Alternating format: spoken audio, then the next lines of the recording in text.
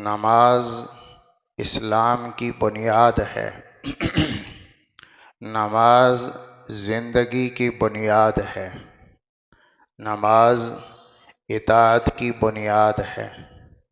نماز انسان کے بننے کی بنیاد ہے۔ نماز اللہ کی طرف سے ملا ہوا انعام اور تحفہ ہے۔ نماز بندگی کی علامت ہے۔ نماز اللہ کے سامنے خشوع اور خضوع کا اظہار ہے، عجز و انکساری کا اظہار ہے۔ نماز بہت بڑا عمل ہے۔ جس آدمی کی زندگی میں نماز نہیں ہے اس آدمی کی زندگی کوئی زندگی نہیں ہے۔ نماز زندگی کو بنانے والی چیز ہے۔ نماز میں بہت ساری تربیت ہے۔ ایک پہلو نماز میں بندگی کا ہے کہ نماز اللہ کا حق ہے۔ نماز مالک کا حق ہے کہ مالک جب بلائے بندہ بھاگا چلا آئے۔ حی علی الصلاۃ، حی علی الفلاح، مالک نے بلا لیا تو نوکر کا کام ہے فوراً پہنچے۔ نوکر بھی اور نخرہ بھی، نوکر بھی ہو اور مرضی بھی چلائے، یہ غلامی نہیں، یہ نوکری نہیں، اور یہ عجز و انکساری نہیں۔ مالک جب بلائے ملازم فوراً پہنچے، یہ ملازمت ہے، یہ نوکری ہے۔ ایک تو نماز میں بندگی ہے اللہ کے ساتھ، دوسرا نماز کا پہلو جڑا ہوا ہے ہماری زندگی کے ساتھ کہ نماز ہماری زندگی کی تربیت ہے۔ نماز پڑھنے والے کی زندگی اللہ بناتے ہیں۔ نماز میں بہت سارے اسباق ہیں، بہت ساری تربیت ہے، اس لیے اللہ نے نماز کو دن میں 5 وقت میں فرض کیا۔ من اقامها فقد اقام الدین ومن ہدمها فقد ہدم الدین۔ جس نے نماز کو صحیح طریقے سے قائم کیا اس کی زندگی میں پورا دین آ جائے گا، اور جو نماز کو گرائے گا اور نہ پڑھے گا اس کی زندگی میں پورا دین نکل جائے گا۔ نماز پورے دین پر آنے کا ذریعہ ہے۔ اللہ نے ایک رستہ بتایا ہے جو نماز ہے۔ نماز پڑھنے سے آدمی کی زندگی بنتی ہے۔ نماز اپنی حقیقت کے ساتھ پڑھی جائے تو آدمی کی تمام زندگی کے مسائل اور تمام زندگی کی کامیابیاں، کامرانیاں اللہ تعالیٰ اس کو نماز کے ساتھ جوڑ کر دیتے ہیں۔ نماز پڑھنے کے لیے جب آئے گا تو ایک نماز ہماری تربیت کرتی ہے کہ نماز پڑھنے سے پہلے جسم پاک، طہارت۔ نماز آدمی کو پاکیزہ بناتی ہے، نماز آدمی کو طاہر بناتی ہے۔ نماز نہ پڑھنے والا گندا انسان، نماز نہ پڑھنے والا نجس رہتا ہے، گندگی میں رہتا ہے، اس کا لباس بھی گندا، اس کے جذبات بھی گندے، اس کے احساسات بھی گندے، اس کے خیالات بھی گندے، اور اس کا وجود بھی گندا، اس کا کھانا بھی غلط، اس کا پینا بھی غلط، اور اس کے خون کے قطروں میں بھی گندگی اتر جاتی ہے جو آدمی نماز نہیں پڑھتا، کیونکہ نماز پہ پہلی شرط ہے کہ پاک ہو کر آئے۔ نماز پر آنے کی شرط ہے کہ پاک ہو کر آئے، بالکل طاہر ہو کر آئے۔ وضو کرنا نماز کے لیے شرط ہے، اور وضو سے اللہ تعالیٰ ایک تو جسم کو پاک کرتے ہیں، دوسرا وضو سے اس کے اعضاء پاک کرتے ہیں گناہوں سے۔ اس میں اس بات کی طرف اشارہ ہے کہ صرف جسم کا پاک ہونا نماز کی شرط نہیں ہے، بلکہ تمہارا وجود گناہوں سے پاک کر کے لاؤ۔ نماز پر آنے سے پہلے وضو کروایا، اور وضو میں ہاتھ دھوئے تو ہاتھ کے گناہ ختم، منہ دھویا تو منہ کے گناہ ختم، پاؤں دھوئے تو پاؤں کے گناہ ختم، اور مسح کیا تو سر کے اور کان کے گناہ ختم۔ اللہ تعالیٰ پورے وجود سے وضو کے ذریعے سے پاک کرواتا ہے گناہوں سے، پھر نماز پر کھڑا کرواتا ہے۔ تو علماء فرماتے ہیں وضو کے ذریعے بدن کو پاک کرنا شرط ہے، ایسے ہی نماز پر آنے کے لیے بدن میں چلنے والا خون کا قطرہ بھی پاک ہو، حرام غذا نہ ہو، مشتبہ لقمہ نہ ہو، حرام کی کمائی، دھوکے کی کمائی، سود کی کمائی، جھوٹ کی کمائی اور غلط کمایا ہوا یہ خون کے قطروں کو، جسم کے گوشت کو ناپاک کرتا ہے۔ نماز پر آنے کی شرط ہے کہ خون کا قطرہ ہر حرام سے پاک ہو، ورنہ اللہ کے نبی نے فرمایا کہ جو حرام کا ایک لقمہ کھائے گا 40 دن تک اللہ اس کا نہ نفل قبول کرتا ہے نہ فرض قبول کرتا، نہ اس کا فرض قبول ہے نہ نفل قبول ہے۔ 40 دن تک اس کی نمازیں مردود ہیں کیونکہ اس کے خون کا قطرہ ناپاک۔ نماز ایک پوری طہارت کا چیپٹر ہے، صرف چند حرکتوں کا نام نماز نہیں ہے۔ نماز کے ذریعے اللہ بندے کو پاک کرتا ہے، اس کا جسم پاک، اس کے کپڑے پاک، اس کی روح پاک، اس کا خون کا ایک ایک قطرہ پاک۔ تو خون کے قطرے پاک کرنے ہیں تو اس کے لیے کمائیوں کو پاک کرنا پڑے گا۔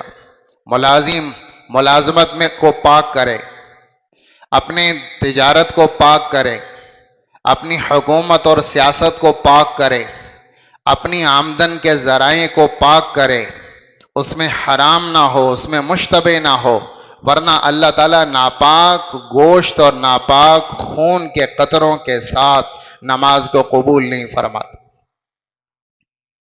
کمائی کی طہارت شرط ہے نماز کے لیے۔ ادھر نماز پڑھتے ہیں ادھر جھوٹ بولتے ہیں، ادھر نماز پڑھتے ہیں ادھر چوری کر رہے ہیں، ادھر نماز پڑھتے ہیں نمازی صاحب اور ادھر جا کر سود لے رہے ہیں، ادھر نماز پڑھتے ہیں ادھر دھوکہ دیتے ہیں، ادھر نماز پڑھتے ہیں ادھر جا کر غلط قسمیں اٹھا رہے ہیں، دو کو ایک کر کے بیچ رہے ہیں۔ تو نماز پہلا کام، نماز پر آنے سے پہلے نماز کی قبولیت کی شرط ہے کہ بدن پاک، کپڑا پاک، لباس آپ نے پہنا، نماز پڑھنی ہے تو پاک ہو۔ اب لباس کس سے پاک ہو؟ ایک شرط ہے لباس نجاست سے پاک ہو، اس پر کوئی گندگی نہ ہو، نجاست سے پاک۔